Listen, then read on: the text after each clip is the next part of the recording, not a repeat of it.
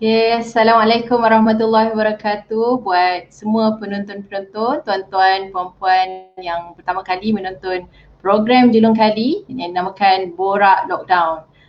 Program ini adalah anjuran dan terbitan Jawatankuasa Penduduk Zon 3 MPAJ, Majlis Perbandaran Ampang Jaya.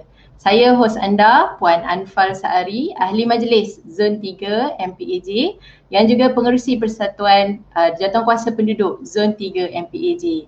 Jadi pada hari ini dalam tempoh perintah full lockdown bermula 1 hingga 14 Jun, saya ingin bersama dengan penduduk-penduduk di Zon 3 MPAJ dan juga Dun Hulu Kelang, sama-sama kita borak dan sembang santai bersama dengan beberapa tetamu-tetamu yang kami undang, dan untuk episod pertama kita akan bersama dengan tetamu istimewa. Sebelum itu ingin saya kongsikan bahawa Jawatankuasa Penduduk Zon 3 turut menganjurkan satu projek yang dinamakan Jangan Biarkan Mereka Lapak ataupun JABAR. Jadi program ini adalah untuk menerima sumbangan awam untuk kita membantu mereka yang kesusahan dan mungkin terputus pendapatan disebabkan perintah full lockdown. Dan dengan sumbangan daripada tuan-tuan dan puan-puan, sebenarnya kita mungkin dapat membantu jiran ataupun komuniti kita yang mungkin terputus pendapatan baik dari dalam golongan B40 ataupun M40.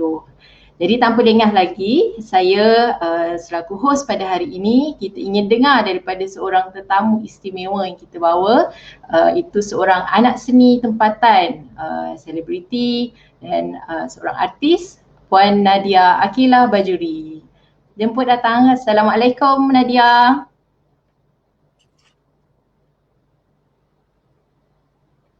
Waalaikumsalam. Apa khabar? Start pula on my side. Khabar baik, Alhamdulillah. How are you, Puan Anfal? Alhamdulillah. Jadi kami berbesar hatilah dengan kesudian Puan Nadia untuk bersama kami dalam program pertama ni, episod pertama. Saya pun nervous ni dalam program Borak Lockdown. Tanya. Sembang santai-santai je sebenarnya dalam masa 30 minit. Apa yang kita ingin kongsikan, kita nak masyarakat di luar sana untuk menyelami rakan-rakan kita ataupun sebahagian daripada segmen masyarakat seperti Puan Nadia sendiri dari penggiat seni ataupun industri hiburan. Mungkin boleh kongsikan sikit latar belakang dan kongsi bagaimana impak COVID ataupun perintah lockdown ini, PKP, kepada penggiat-penggiat seni dalam industri hiburan. Silakan Nadia. Okey, terima kasih di atas soalan tu, dan saya nak mengucapkan terima kasih kerana memberi saya ruang untuk berkongsi juga pasal perkara ini. Penting untuk saya mewakili sahabat-sahabat saya dalam industri kreatif yang malang sekali sangat terkesan because sebenarnya kita dah lebih kurang setahun dah sebenarnya dalam lockdown ni. Macam saya tahun lepas saya fokus lain, masa tu baru beranak, jadi saya tak aktif. Saya sebenarnya baru sambung kerja lepas setahun. Bila saya tengok balik, sebenarnya teman-teman saya macam penulis, directors dan semualah ahli-ahli kreatif ni, pembikin-pembikin penggiat-penggiat seni ni, diorang baru nak pikul balik yang dah tertinggal. Ada yang betul-betul susah terpaksa keluarkan duit simpanan mereka dan baru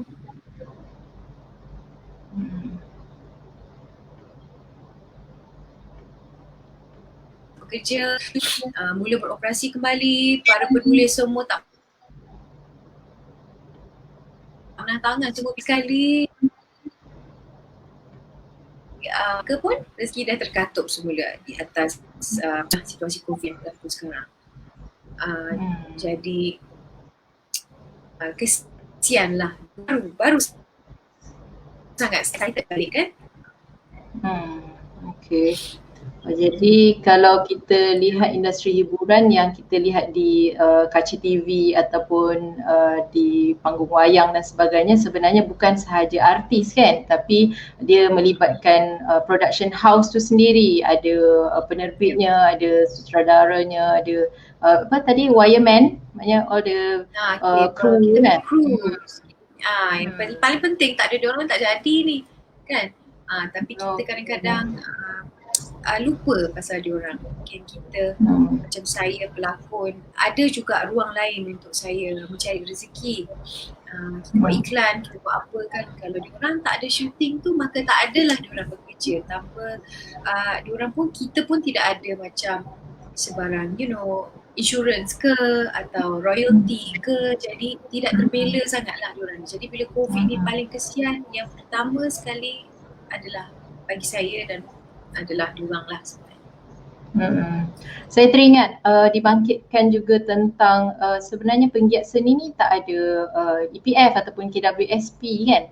Maknanya simpanan dan sebagainya, jaminan the assurance dari segi kewangan, financial security. Jadi macam tu ada tak dibincangkan sesama penggiat seni bagaimana menyelesaikan sekiranya diuji dengan krisis macam ni lagi? Inilah benda yang kita takut-takutkan, yang kita cuba nak fight bertahun-tahun, dan bukan dari generasi saya, generasi sebelum saya pun kita cuba nak fight bertahun-tahun untuk perkara ni.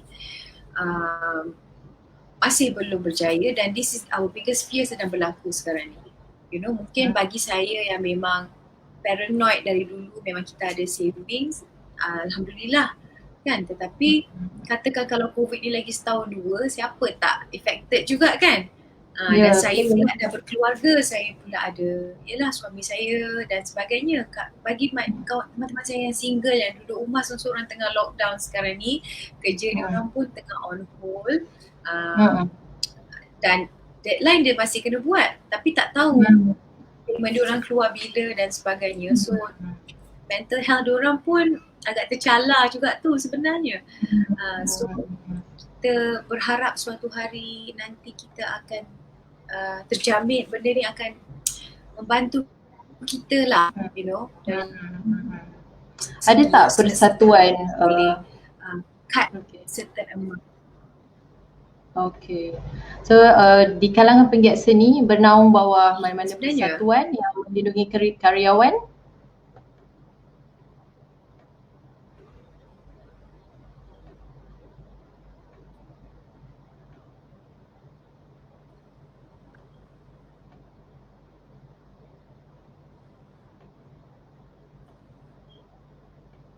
Pak Nadia? Sorry. Memang macam ni.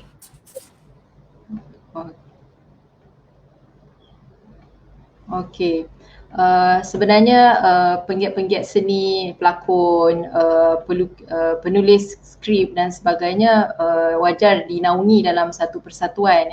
Mungkin yang saya maklum adalah karyawan, seniman, persatuan-persatuan yang boleh membela nasib pelakon-pelakon, artis, kerana mereka ini mencari rezeki melalui bakat seni yang mereka ada. Tanpa seniman dan juga karyawan ini, dunia kita juga mungkin hamba kan. Tapi dengan sedikit insentif, mungkin kalau mungkin Nadia boleh kongsi, ada tak sebarang suntikan ataupun bantuan daripada kerajaan melalui persatuan-persatuan bagi membela nasib penggiat seni tempatan? Kita tahun ni ada macam teman saya dan ada juga projek saya. Teman-teman saya yang dengan geran Finas, Alhamdulillah.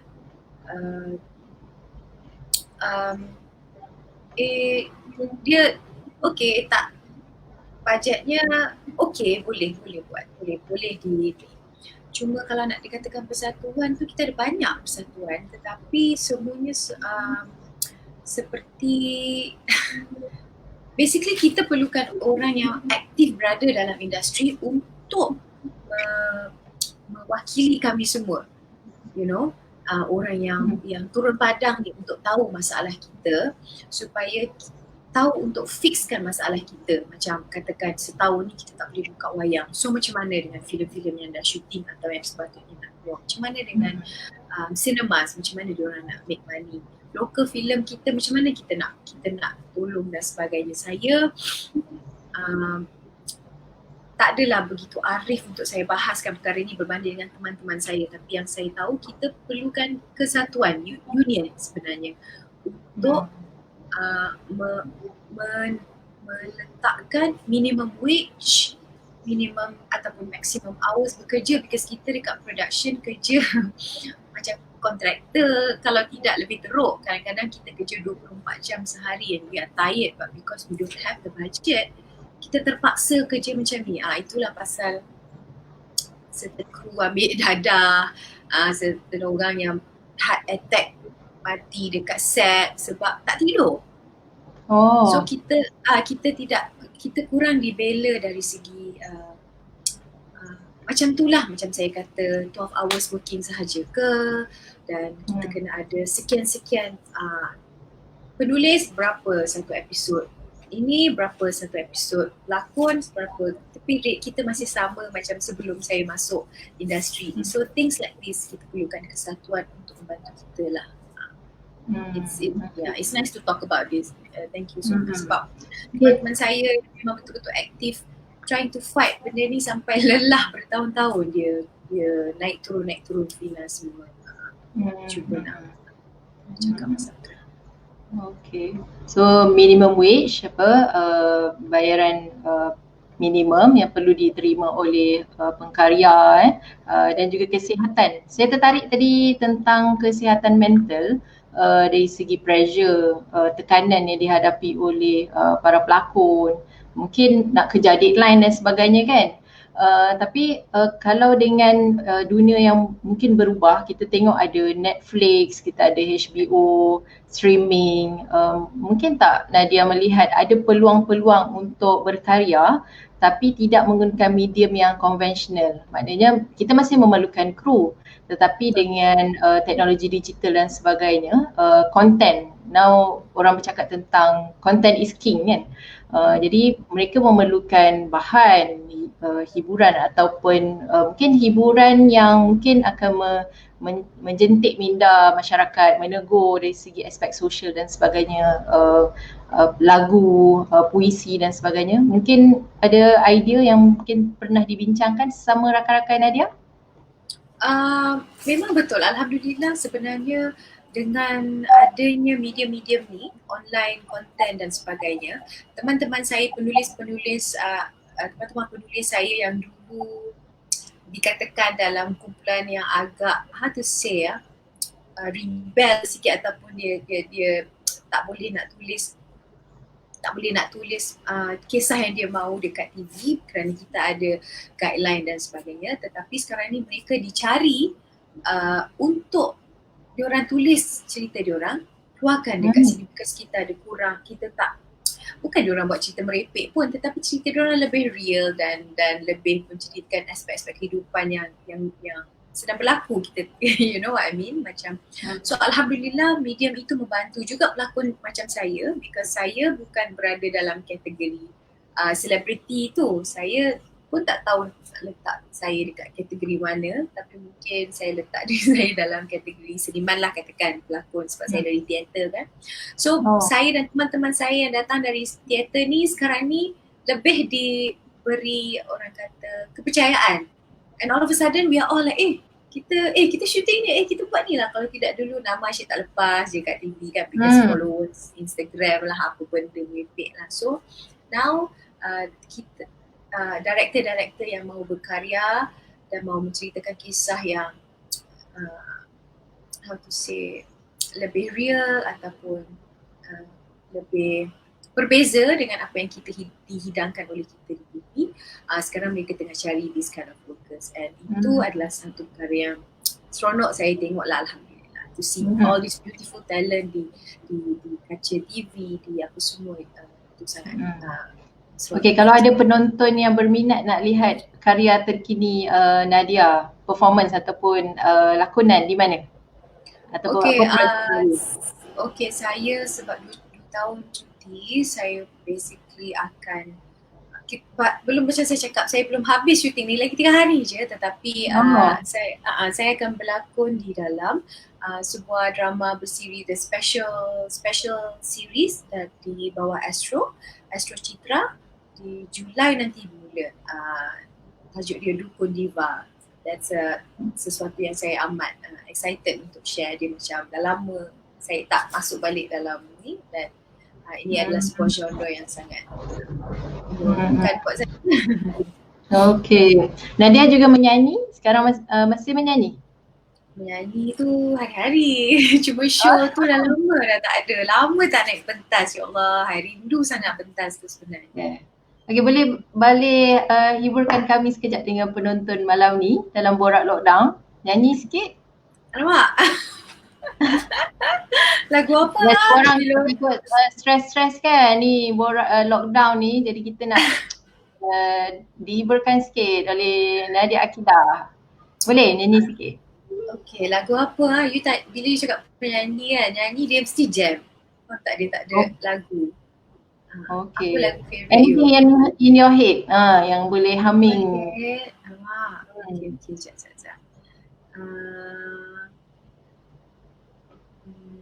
Okay, sikit lah lagu apa, lagu favourite bapa I dulu.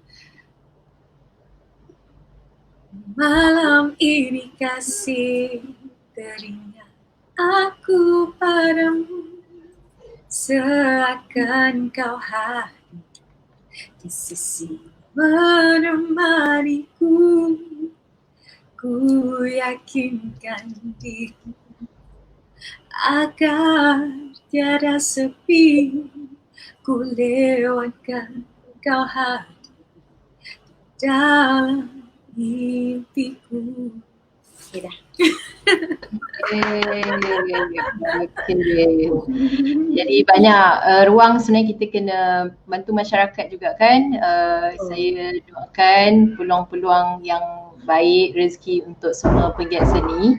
Mungkin Nadia kongsi apa yang bagaimana rakan-rakan hadapi, maknanya option untuk berlakon dan performance tu mungkin terbatas, tapi apa option lain yang ada untuk mencari rezeki? Yelah, mungkin setengah daripada diorang dah niaga ke dan sebagainya kan. Basically semenjak tahun lepas banyak ramai daripada diorang yang dah ada backup plan lah sebenarnya. Jadi tapi yang paling penting social media memainkan peranan lah untuk bisnes-bisnes macam ni. So saya dan teman saya as a support lah. Okay. So kita manfaatkanlah peluang-peluang yang ada. So saya bagi pihak jawatankuasa penduduk zon 3 merasakan peluang untuk anak seni dan juga masyarakat dan juga kami dari kerajaan tempatan, mungkin kita boleh berkolaborasi ataupun peluang-peluang untuk mendekatkan each other lah untuk antara satu sama lain.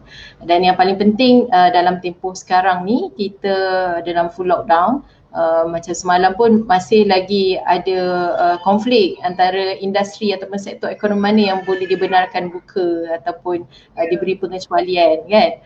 Jadi saya kira rakan-rakan dari industri hiburan ataupun anak seni mungkin ada option-option ataupun boleh dicadangkan kepada kerajaan yang boleh kita bawa ke atas, maknanya insentif ataupun membela nasib-nasib penggiat seni.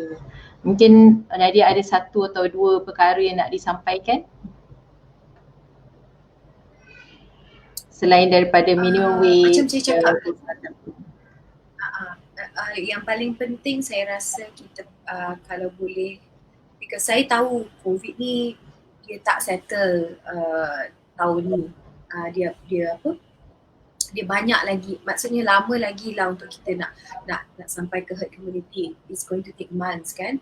So kami akan sangat hargai kalau keluar SOP yang lengkap dan paling berkesan untuk kami bekerja, dari segi syuting ke, live show ke, macam kat wayang balik ke, atau teater ke, ada buat SOP punya compliance punya teater supaya boleh kembali dan industri itu berjalan kembali dan sebagainya. So basically kalau ada SOP yang lengkap, SOP yang yalah yang boleh membantu kami supaya kita ada guideline untuk terus bekerja tetapi kita ikut.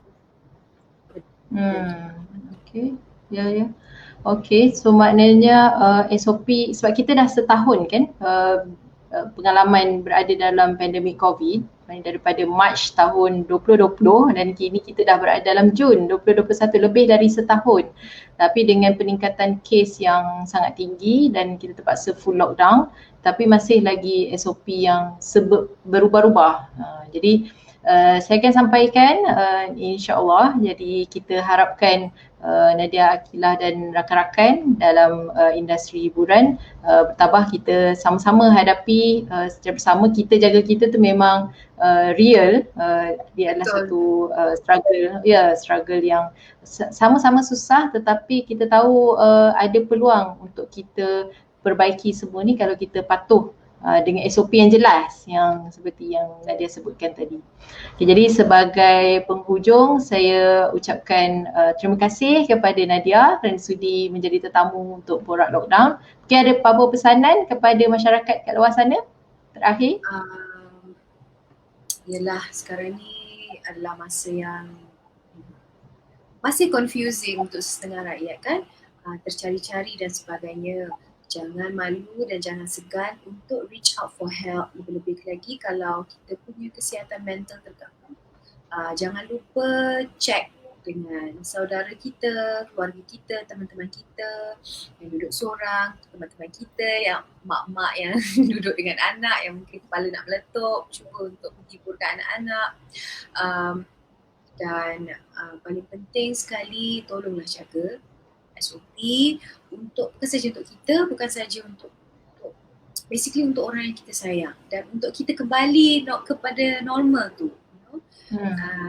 Saya juga nak tambah kepada Anfa, terima kasih kerana I was stalking you sebelum masuk dan saya nak ucapkan terima kasih kerana segala inisiatif dan kerja-kerja yang awak buat untuk kita semua, and I think we really appreciate it. Dan terima kasih kerana panggil saya mewakili teman saya untuk berkongsi apa benda kerja. It's really nice of you. Okay, jumpa lagi nanti insya-Allah. Okay, terima kasih Nadia Akilah perkongsian yang menarik. Mungkin kita boleh menyelami sedikit bagaimana kesukaran rakan-rakan kita. Salah satu segmen dalam masyarakat itu penggiat seni. Jadi puan-puan penonton program Borak Lockdown untuk terus menyumbang ke projek Jangan Biarkan Mereka Lapar, dan kami sebenarnya mencari mereka yang bukan saja dalam golongan B40 tapi M40 yang kalau menurut Dr. Muhammad Khalid, mereka yang B40 sebenarnya dah jadi B60. Maknanya segmen M40 itu dah menurun ke dalam kategori yang di bawah dalam masyarakat. Jadi teruskan menyumbang dan insya-Allah Borak Lockdown episod yang kedua kita bersama pula dengan Exco Kerajaan Negeri Selangor, Yang Berhormat Dr. Siti Mariah Mahmud, Exco Kesihatan Wanita dan Keluarga Selangor. Kita dengar sendiri daripada ahli politik dan juga pentadbir ahli mesyuarat Kerajaan Negeri Selangor untuk berkongsi apakah inisiatif yang dilakukan untuk membendung COVID-19 di negeri Selangor khususnya. Jadi dengan itu saya ucapkan terima kasih kepada semua yang menonton program Borak Lockdown dibawakan khas oleh Jawatankuasa Penduduk Zon 3 MPAJ, dan kita jaga kita, stay safe, patuh SOP dan moga kita dapat sama-sama memutuskan rantaian COVID-19 dan jangan lupa daftar untuk vaksin. Okay, sekian. Assalamualaikum warahmatullahi wabarakatuh. Jumpa lagi 5 Jun.